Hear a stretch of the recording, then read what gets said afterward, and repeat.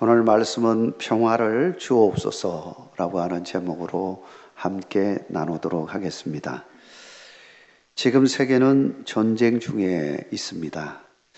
러시아와 우크라이나, 또 이스라엘과 레바논, 미국과 이란 전쟁 등 크고 작은 전쟁들이 지구촌에서 계속 이어지고 있습니다. 나라 간의 전쟁뿐만 아니라 전쟁 같은 우리의 삶의 현장에서도 평화하고 편안하게 사는 삶의 원칙들을 제공해 주는 것이 오늘 본문의 말씀이라고 하는 것입니다. 오늘 말씀을 통해서 진정으로 이 땅에 평화가 깃들고 여러분과 함께하는 가정과 직장과 삶 속에서 평화의 은총이 함께하기를 주의 이름으로 축원합니다. 먼저 오늘 본문이 우리에게 주시는 교훈은 영적 무장, 신앙의 힘이 평화를 가져다 준다고 하는 것입니다. 본문의 1절에 보니까 남유다 아비야 왕의 뒤를 이은 아사 왕이 왕이 되었는데 10년 동안 평화를 누렸다고 말하고 있습니다. 이 평화가 어떻게 오게 되었는지 성경은 분명하게 밝히고 있는데 1차적으로 본문 1절에서 5절까지를 통해 보면 영적 무장이 그 비결임을 밝히고 있습니다. 본문 2절에서 5절까지 말씀을 제가 다시 한번 읽어 드리겠습니다. 아사가 그의 하나님 여호와 보시기에 선한 정의를 행하여 이방 제단과 산당을 없애고 주상을 깨트리며 아세라 상을 찢고 유다 사람에게 명하여 그 조상들의 하나님 여호와를 찾게 하며 그의 율법과 명령을 행하게 하고 또 유다 모든 성읍에서 산당과 태양상을 없애매 나라가 그 앞에서 편안함을 누리니라. 본문에는 남유다가 우상을 없애고 하나님을 찾자 그 땅에 편안함이, 평화가 임했음을 밝히고 있는 겁니다. 본문 6절에서는 그 편안을 하나님이 주셨다는 것을 더 명확하게 밝히고 있습니다. 여호와께서 아사에게 편안을 주셨으므로 그 땅이 편안하여 여러 해 싸움이 없는지라 그가 견고한 성읍들을 유다에 건축하니라. 하나님이 그 땅에 편안을 주셨다. 아사 왕이 하나님을 찾자 하나님이 아사 왕에게 편안을 주셨던 것입니다. 아사 왕은 왕이 되자 아버지 아비야 왕의 신앙을 그대로 본받아 하나님을 전심으로 찾았던 것입니다. 그는 하나님과의 평화가 곧 땅에서의 평화임을 깨달았던 것입니다. 그는 하나님 보시기에 선과 정의를 행하였고 이방 제단과 산당을 없애고 주상을 깨트리고 백성들로 하여금 하나님 여호와만을 찾게 했으며 율법과 명령을 행하고 각 성읍에 있던 산당, 태양, 상 등 우상들을 없애게 하였던 것입니다. 그러자 하나님이 아사 왕국에 진정한 평화를 허락해 주셨던 것입니다.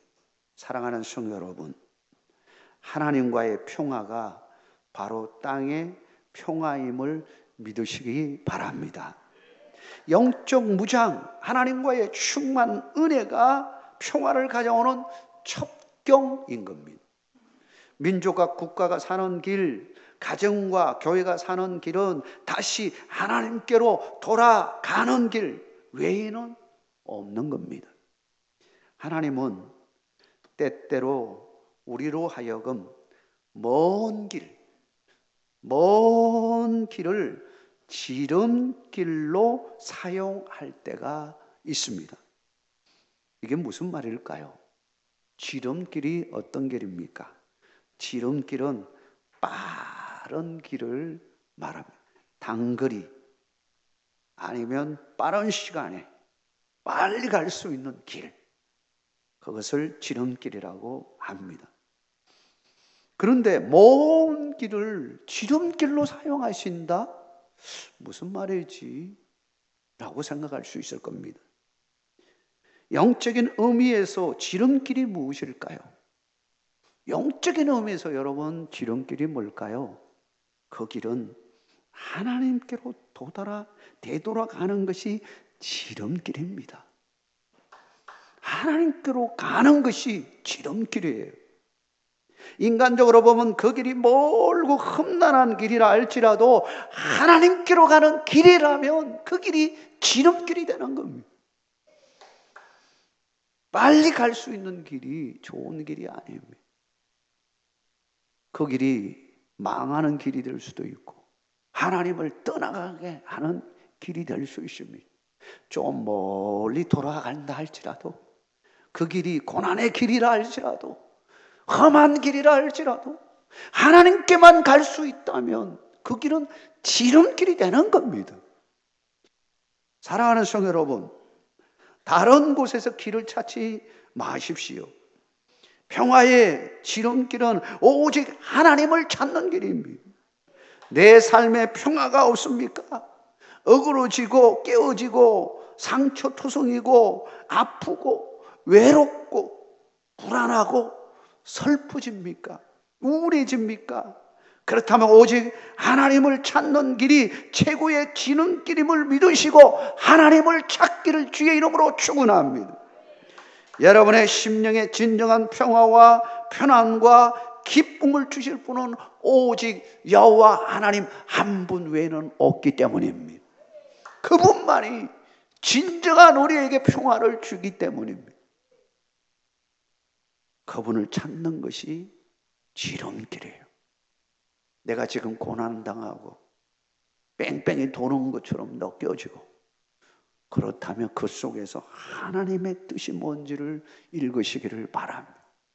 하나님을 찾는 길이라면 그 고난도 험악한 길이라도 할지라도 의미가 있는 겁니다. 여러분의 인생길에 의미가 있는 겁니다. 그게 곧 지름길이 되는 겁니다. 여러분, 이런 축복이 함께 하기를 주의 이름으로 축원합니다. 두 번째로 오늘 본문이 주는 교훈은 군사적 무장, 실력의 힘이 평화를 가져다 준다고 하는 것입니다. 아사 왕이 온 백성과 함께 여호와만을 경외하자 하나님은 그들에게 평안을 허락해 주셨습니다. 평안을 허락해 주셨어요. 그때 아사 왕은 그 평화의 시간에 방심하지 아니하고 오히려 유비무환의 시간을 보냅니다. 다윗은 편안해질 때 그는 이 시간을 정말 귀하게 여기지 못하고 안일하게 대체함으로 그에게 시험이 왔습니다. 근데 아사 왕은 이 평화의 시간에 방심하지 아니하고 유비무환 준비를 합니다. 그는 무엇보다도 우리가 하나님을 찾은 결과로 하나님이 우리에게 이와 같이 전쟁 없는 평화를 주셨다고 감사하면서 그것도 두 번이나 연달아서 이야기합니다. 7절에 보니까 아사가 일찍이 유다 사람에게 이르되 우리가 우리 하나님 여호와를 찾았으므로 이 땅이 아직 우리 앞에 있나니 우리가 이 성읍들을 건축하고 그 주위 성곽과 망대와 문과 빗장을 만들자. 우리가 주를 찾았으므로 주께서 우리 사방에 평안을 주셨느니라 하고 이에 그들이 성읍을 형통하게 건축하였더라. 이 평화가 어디서 왔느냐라고 하는 겁니다. 하나님이 주셨다는 거예요. 하나님이 주신 이 평화를 그냥 보낼 것이 아니라 기회로 삼자. 뭘 유비무환.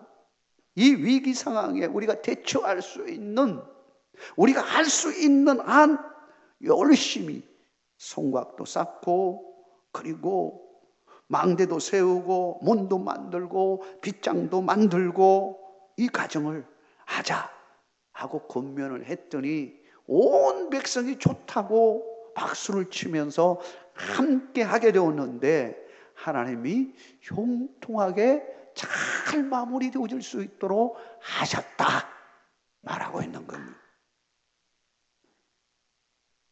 아사 왕은 유다 땅에 견고한 성들을 지었을 뿐만 아니라 군대를 새롭게 조직해서 세웁니다. 그 말씀에 보니까 군대를 확충해서 유다 백성 중에 큰 방패와 창을 잡은 30만 군대를, 베냐민 중에 작은 방패를 잡고 활을 당기는 28만 군대를 양성합니다. 이렇게 보면 아사 왕은 신앙 무장뿐만 아니라 국방도 튼튼히 하는 것을 보게 됩니다. 즉 인간이 할 수 있는 모든 준비와 노력을 결코 소홀히 하거나 게으르지 않았음을 보여줍니다. 우리는 가끔 하나님만을 믿으면 다 된다고 생각합니다. 그 말이 틀린 말은 아닙니다. 그러나 어떤 의도에서 말했는지 잘 따져보아야 합니다. 만약 그렇지 않으면 이 말의 의미가 잘못되어지면 올바른 신앙이 되지 못할 수 있기 때문입니다. 만약 이 말을 우리는 아무것도 하지 않아도 된다, 그런 의미로 받아들인다면 이것은 올바른 신앙이 아니라고 하는 겁니다. 올바른 신앙은 우리 인간이 할 수 있는 한 열심히 최선을 다하여 준비하라고 하는 겁니다. 만약 이런 신앙이 되지 못하고 그냥 하나님이 알아서 다 하시겠지, 그 신앙으로 가면 잘못하면 우리 인간은 신앙이 필요 없는 로봇 존재가 되어집니다. 여러분, 로봇은 그 안에 프로그램 시킨 대로 합니다. 하나님이 최초 우리 인간을 만드실 때 그렇게 만드셨습니까? 아닙니다. 아담과 하와를 만드실 때 로봇과 같이 만드시지 않으셨습니다. 하나님이 당신의 형상대로 우리를 창조하셨다고 말하고 있습니다. 그것은 뭘 의미하는 걸까요? 하나님의 영, 동일하게 우리에게 하나님의 영을 부어주셨을 뿐만 아니라 하나님의 형상대로 만들었다는 것은 우리에게 자유의지를 주셨다는 것을 말하고 있습니다. 그래서 우리는, 인간은 사고할 수 있습니다. 다른 동물과 다르게 깊이 사고할 수 있고 느낄 수 있습니다. 감정을 느낄 수 있고 뿐만 아니라 결단할 수 있습니다. 의지로 결단할 수 있습니다. 지정의를 우리 인간에게 주었습니다. 우리가 할 수 있는 대로 지정의를 다 동원해서 우리가 할 수 있는 방법, 지혜, 능력을 발휘해서 평화하기 위한 노력을 기울여야 하는 것. 예를 들면 전쟁이라면 전쟁이 일어나지 않도록 기도만 하는 것이 아니라 전쟁을 방비할 방법을 마련하고 대비해야 하는 겁니다. 우리도 우리의 삶의 현장에서 평화하기 위해 기도만 할 것이 아니라 평화할 수 있는 노력을 해야 돼. 만약 누군가와 어그러진 일이 있다면 평화하기 위한 노력을 기울여야 합니다. 양보할 것은 양보하고 용서할 것은 용서해야 합니다. 내가 희생하지 않는데 남이 희생하라고 한다면 서로 어떻게 평화할 수 있겠습니까? 먼저 손을 내밀 때 서로 화해할 수 있는 겁니다. 우리의 삶의 자세도 그런 자세가 되어야 합니다. 하나님만 바라볼 것이 아니라 자신의 삶에 충실해야 됩니다. 최선을 다하는 삶을 살아야 합니다. 나의 진로도 나의 앞길도 열심히 찾고 최선을 다해야 합니다. 하나님은 자신의 삶에 최선을 다하는 자에게 도와주시고 복을 허락해 주신다는 사실을 믿으시기 바랍니다. 고린도전서 15장 10절에 바울은 이렇게 고백합니다. 그러나 내가 나 된 것은 하나님의 은혜로 된 것이니 내게 주신 그의 은혜가 헛되지 아니하여 내가 모든 사도보다 더 많이 수고하였으나 내가 한 것이 아니요 오직 나와 함께 하신 하나님의 은혜로다. 여러분, 이 말씀을 들여다보면 결론은 하나님의 은혜이다. 모든 것이 하나님의 은혜이다 라고 고백하고 있습니다. 그러나 더 깊이 들어가 보면 내가 모든 사도보다 더 많이 수고하였다. 여러분, 이걸 빼버리면 안 됩니다. 이걸 빼버리면 안 돼. 내가 모든 사도보다 더 많이 수고하였다. 하나님의 은혜가 너무 커서 그래서 더 열심히 사역하고 일한 겁니다. 하나님의 은혜. 그래서 그렇게 열심히 일하는 걸 보시고 하나님은 바울에게 더 능력도 베풀어 주시고 더 은혜도 함께 해 주셔서 그 사역을 잘 감당할 수 있도록 하셨습니다. 그래서 바울이 뒤돌아보니까 내가 열심히 낸 것도 다 하나님의 은혜였구나. 열심히 낸 것도 하나님의 은혜였구나. 이걸 고백하고 있는 겁니다. 사랑하는 성도 여러분, 여러분에게 주어진 환경 일터에서 최선을 다하시기를 바랍니다. 여러분 분야에 실력 있는 사람이 되기를 주의 이름으로 축원합니다. 특별히 우리 젊은이들 최선을 다하십시오.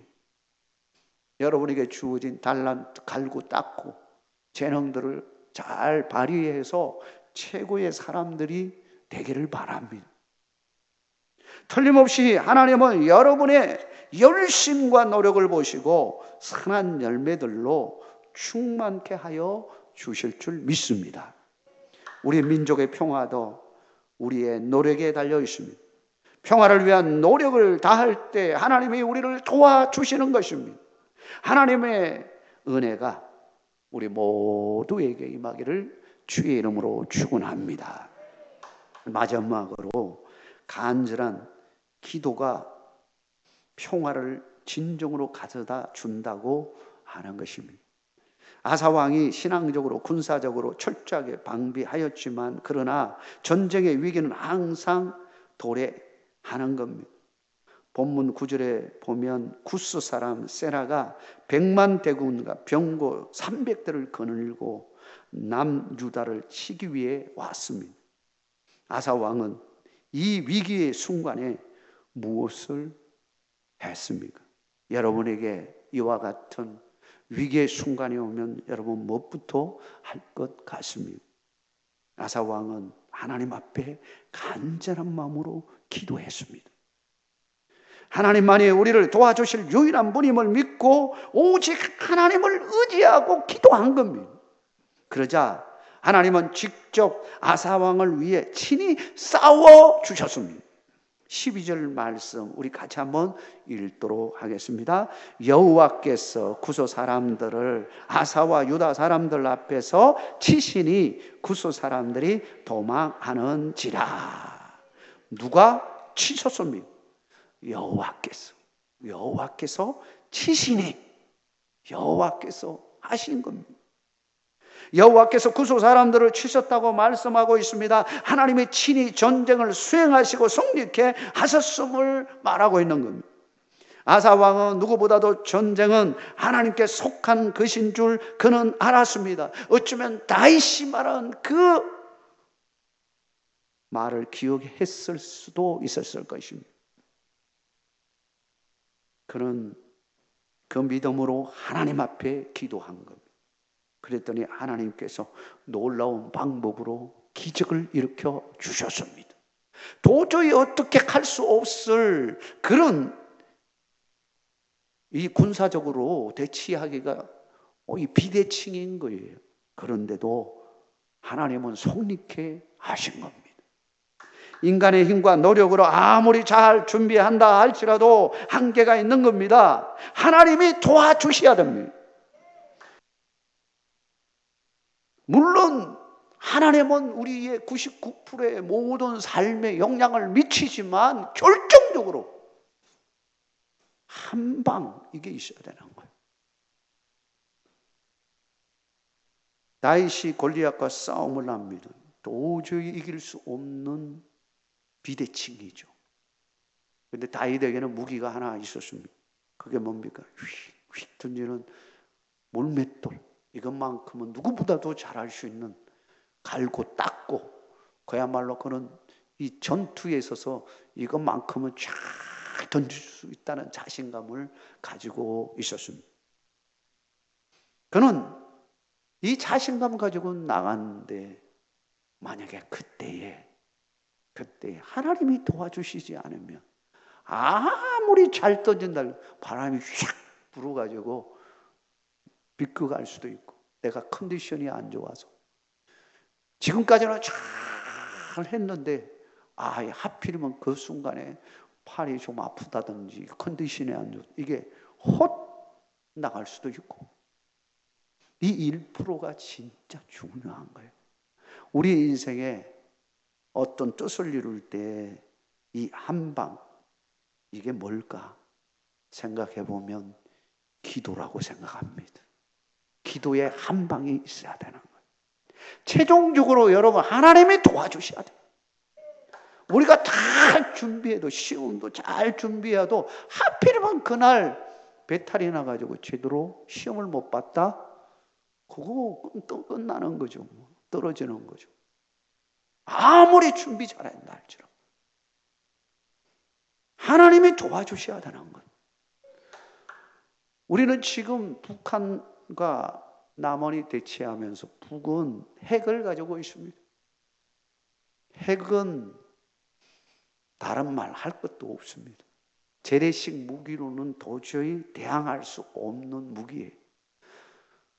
그들은 지금 이미 말에 의하면 엄청난 숫자 핵을 가지고 있지 않나 이렇게 말하기도 합니다. 그 몇 개만 우리나라 던져도 우리는 전멸할 수 있습니다. 그러면 이 상황 속에서 우리가 살아남을 수 있는 길은 뭘까요? 핵이 떨어지지 않는 겁니다. 핵 떨어지면 안 되는 거예요. 전쟁이 일어나면 안 되는 거예요. 전쟁을 막아주실 분이 누구일까요? 하나님밖에 없습니다. 그러니 두 손 들고 하나님 앞에 기도할 수밖에 없는 거. 하나님이 막아주셔야 되는 거. 우리의 인생길에도 마찬가지입니다. 우리의 인생길에 길을 여시고 딴 곳으로 가지 않도록 막아주시고, 이 모든 걸 도와주실 분은 누구냐? 여호와 하나님 한 분 외에는 없습니다.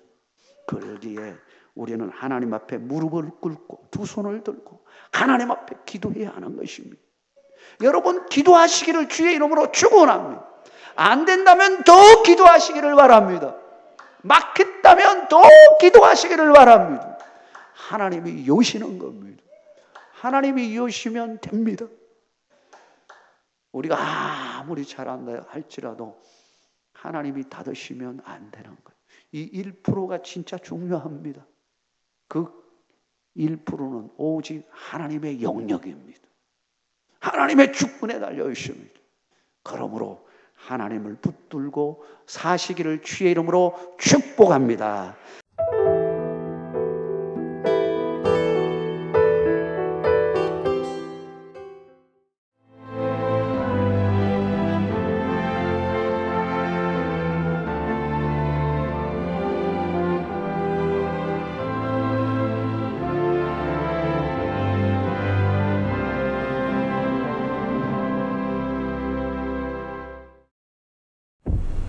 최적의 산업 인프라, 편리한 교통 인프라, 대표 2차전지 클러스터, 미래형 신산업, 해안관광의 중심지, 살기 좋은 정주 환경, 미래를 여는 투자 중심지, 광양만권 경제 자유구역.